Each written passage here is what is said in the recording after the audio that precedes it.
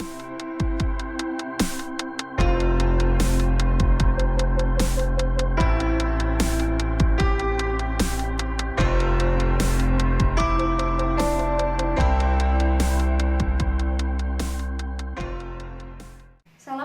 warahmatullahi wabarakatuh. Saya Yayang Fatmaimania. Pada video kali ini akan melakukan percobaan untuk menguji kualitas air dengan menggunakan indikator teh.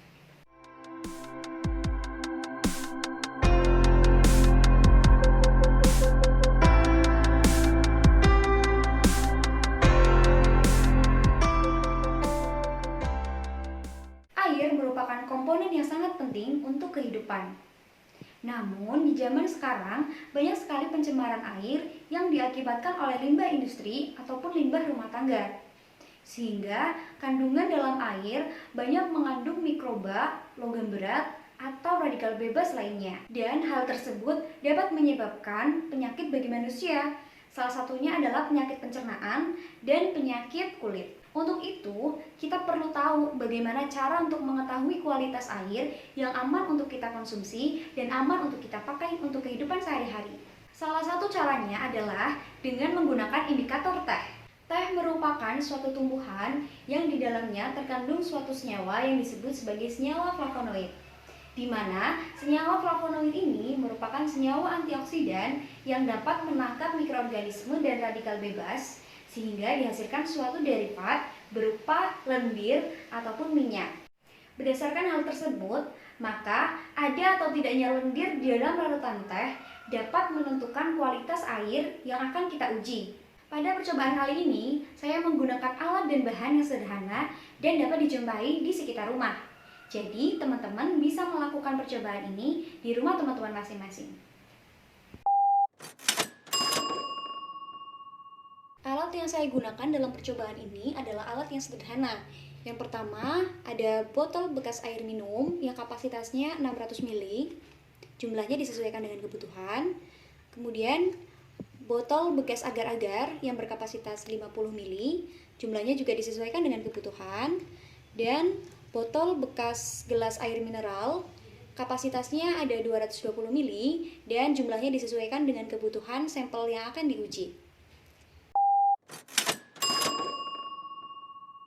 Bahan yang saya gunakan dalam percobaan ini adalah yang pertama 120 ml Aquades yang jumlahnya disesuaikan sesuai dengan kebutuhan. Yang kedua, teh celup. Teman-teman bebas menggunakan teh celup jenis apapun, namun dengan syarat komposisi dari teh celup tersebut adalah berasal dari daun teh asli, bukan bercampur dengan teh melati atau dengan campuran yang lainnya. Nah, dalam percobaan ini saya menggunakan 6 buah teh celup. Bahan selanjutnya adalah Aquades yang saya gunakan sebagai variabel kontrol. Adapun variabel bebas yang saya gunakan adalah menggunakan larutan air yang sudah bercampur dengan mikroba dan logam berat dengan variasi konsentrasi.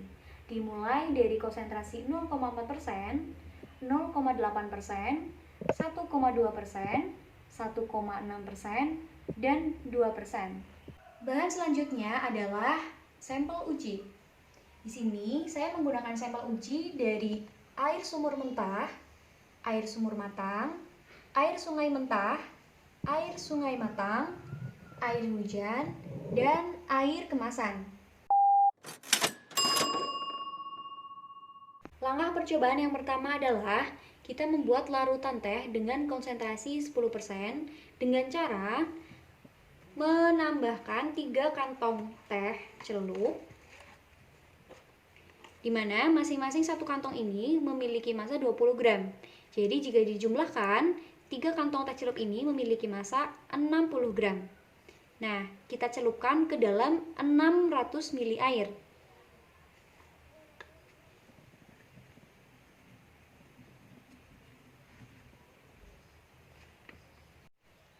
Kemudian kita diamkan selama 30 menit hingga terbentuk larutan teh.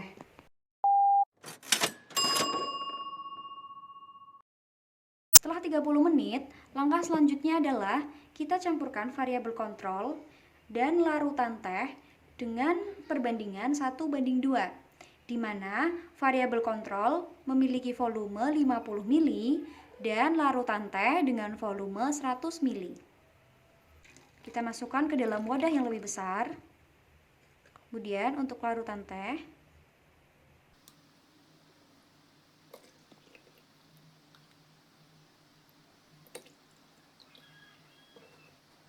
langkah selanjutnya adalah kita campurkan variabel bebas dengan larutan teh dengan perbandingan 1:2.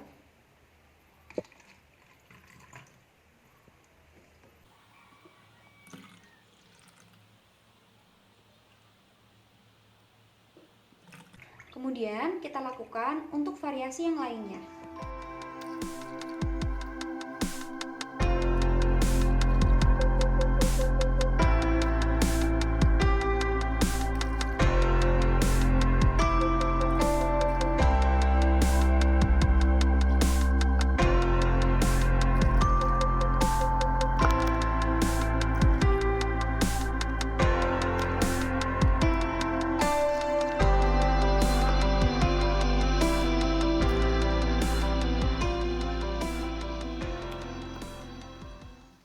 Langkah selanjutnya adalah kita campurkan sampel dan larutan teh dengan perbandingan 1:2.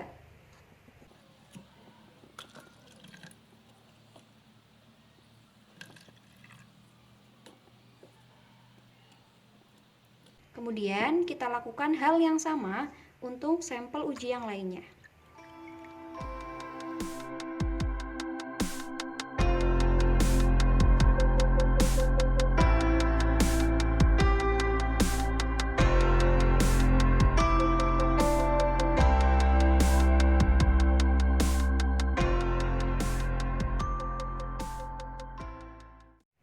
Kemudian kita diamkan variabel kontrol, variabel bebas, dan sampel uji di dalam ruangan selama 24 jam.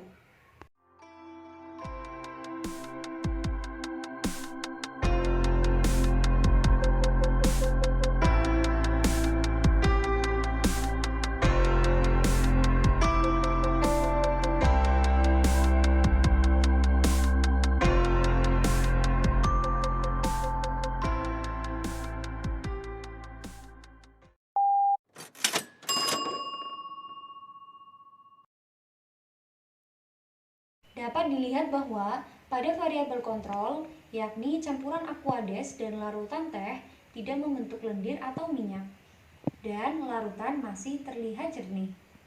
Hal tersebut dikarenakan pada larutan aquades tidak mengandung mikroba dan logam berat.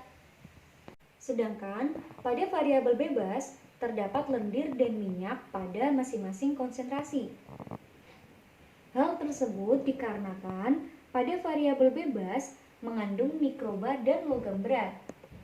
Dan dapat diamati bahwa jumlah lendir dan minyak pada variabel bebas berbeda-beda pada masing-masing variasi, di mana jumlah konsentrasi mikroba dan logam berat pada variabel bebas berbanding lurus dengan jumlah lendir dan minyak yang terlihat.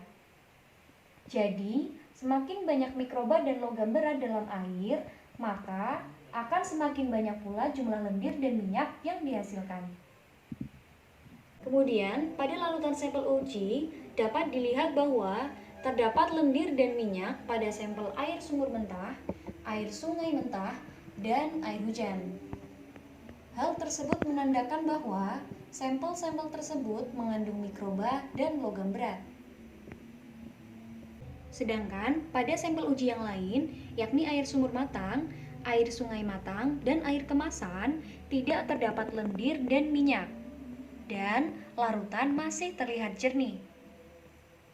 Hal tersebut menandakan bahwa tidak terdapat mikroba dan logam berat pada sampel-sampel ini. Jadi, berdasarkan percobaan, dapat disimpulkan bahwa kita dapat menguji kandungan mikroba dan logam berat dalam air dengan menggunakan indikator larutan teh, dengan cara mencampurkan sampel dan larutan teh dengan perbandingan 1:2 selama 24 jam. Dan berdasarkan percobaan, didapatkan bahwa sampel uji yang mengandung mikroba dan logam berat ada pada sampel air sumur mentah, air sungai mentah, dan air hujan. Sehingga sampel-sampel tersebut tidak disarankan untuk dikonsumsi secara langsung. Sedangkan untuk sampel uji yang lain, yakni air sumur matang, air sungai matang, dan air kemasan, tidak mengandung mikroba dan logam berat, sehingga sampel-sampel tersebut aman untuk dikonsumsi secara langsung.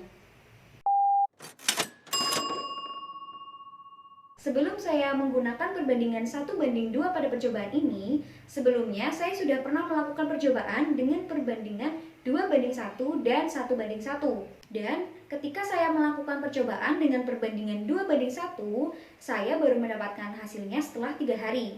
Kemudian, ketika saya melakukan percobaan dengan perbandingan 1:1, saya baru mendapatkan hasilnya setelah 2 hari.